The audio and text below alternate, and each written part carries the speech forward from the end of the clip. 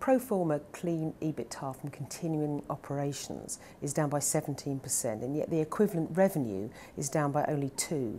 Specifically, the cost of sales figures for sports and casino and games are up 58% and 51% respectively.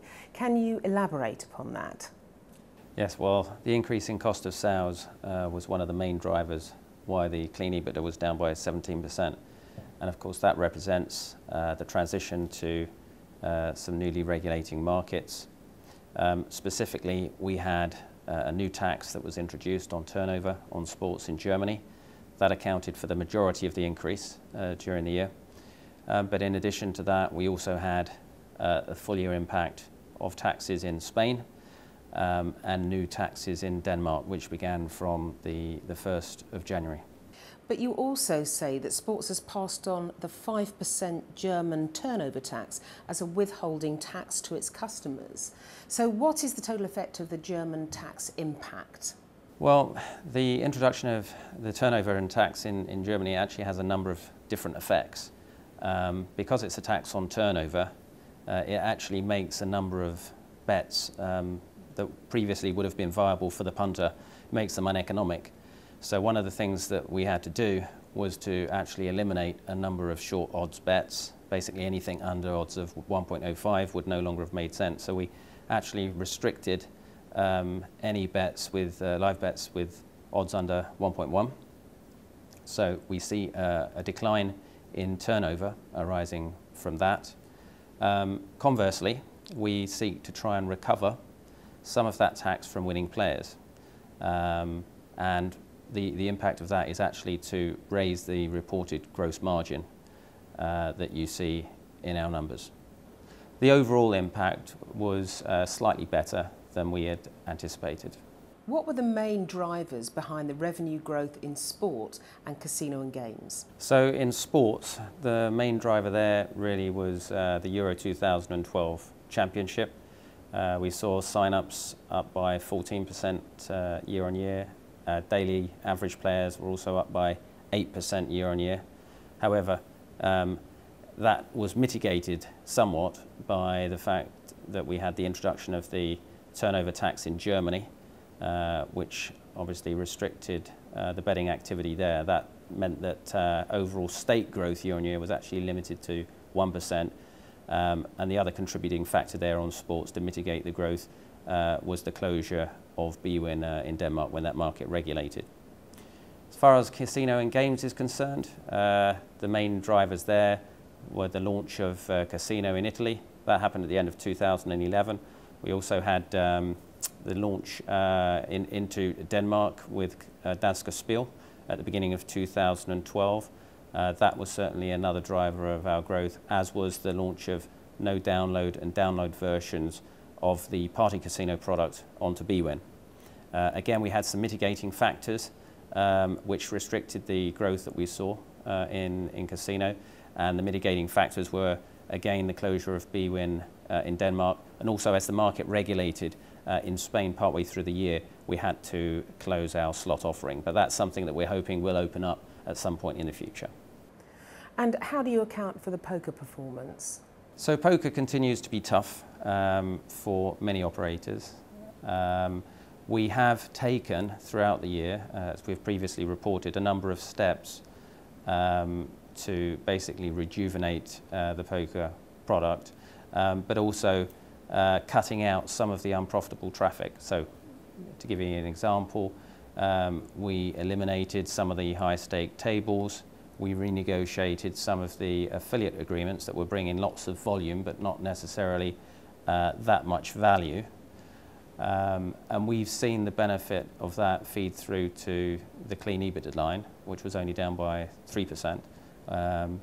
Having said that, we are not happy with our poker performance, and we plan to make a complete refresh of the product during 2013, and the first of that part of that refresh will happen in the second quarter. Other revenue has increased by 62% year on year to 32.7 million euros. What was behind this? The primary drivers of the increase there were software services. We acquired Orneon earlier on in the year. That was part of our new social gaming strategy. And then other drivers of the increase came from network services. We obviously launched Danske Spil at the beginning of the year in Denmark. And Intertrader, our financial services operation, showed strong growth as well.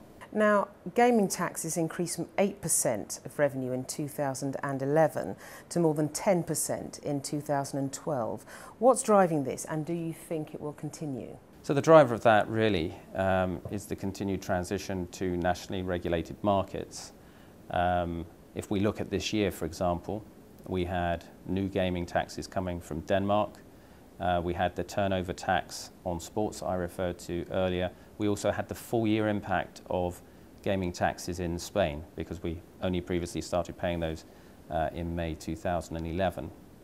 What's quite interesting is if you look at how much of our business is taxed, if you went back to the beginning of 2011, you would see that around 19% of our revenues suffered gaming tax from nationally regulated markets. If you roll the clock forward to the end of 2012, that figure had actually doubled to 38%.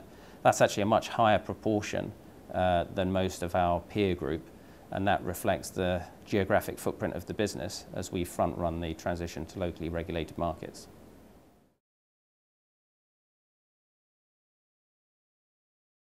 Does your new approach suggest that you're planning a significant reduction in marketing costs?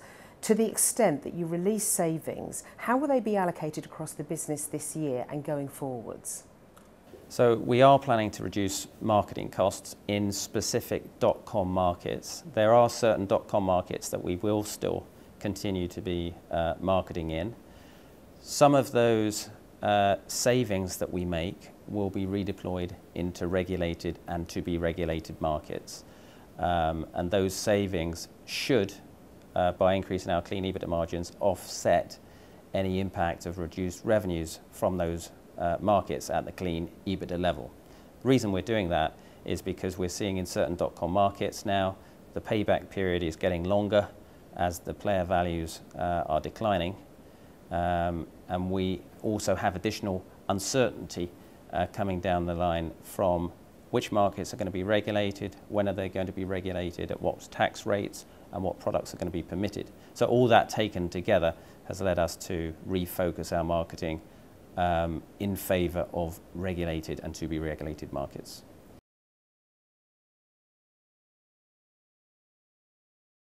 Now, your net cash flow is down year on year. What were the key drivers for this change, and where do you see it all going in 2013? Well, our net cash flow was down by 90 million euros in the year. The primary drivers of that, I mean, there was a significant amount of cash returned to shareholders. We paid dividends in the year amounting to 33 million euros. There was nearly 52 million euros of share buyback during the year. That means that our share buyback program that we announced initially in 2011 is largely completed now. But other factors also were we had retroactive taxes and charges associated with the Spanish market of 31.5 million, and of course the acquisition of Orneon and the buyout of the residual royalty stream associated with the World Poker Tour. So will you be continuing the share buyback? So the buyback program, as I mentioned, it's largely been completed now, but that having been said, we do continually keep this under review, and if we start to see our cash balances increasing significantly, then it is possible that we might decide to resume a buyback in future. We like to keep all our options open. So what can you tell us about current trading? So current trading, we see gross gaming revenues are down 7% on an average daily basis on Q4. There's primarily two factors behind that. The first of those is the migration, the .com migration that we saw just around Christmas time. We have experienced some player activity reduction associated with the migration. You normally expect this on migrations. It has been slightly larger than we expected. Those players we haven't lost, but we have lost some of their play, the cross-sell effectively from some of those sports players onto products such as poker and casino. The second factor is that we've also been reducing marketing spend in certain .com markets.